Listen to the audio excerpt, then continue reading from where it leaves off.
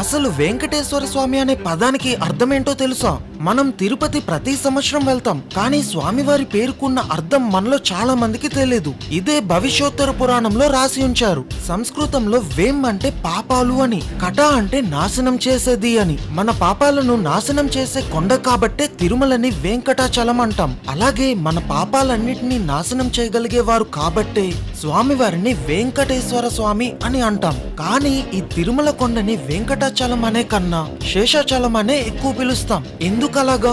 ఇదే తిరుమల కొండని అంజనాద్రి అని పిలుస్తాం. మరి ఆంజనేయ స్వామికి ఈ కొండకి ఉన్న సంబంధం ఏంటి? ఇదే కొండని వృషభాద్రి అని కూడా ఎందుకు పిలుస్తారు? ఈ పేర్లు వెనుక ఉన్న కథ ఇంకా రహస్యాలన్నీ వివరిస్తూ ఒక పూర్తి వీడియో చేశాను. చాలా బాగుంటుంది, ఖచ్చితంగా చూడండి. దాని లింక్ ఇక్కడే ఉంది. సనాతన ధర్మాన్ని ఇష్టపడే వాళ్ళైతే తేజ తెలుగు టెల్స్ ఛానల్ కి సబ్స్క్రైబ్ చేయాల్సిందే. సబ్స్క్రైబ్ చేశారా మరి? అందరూ చెప్పండి.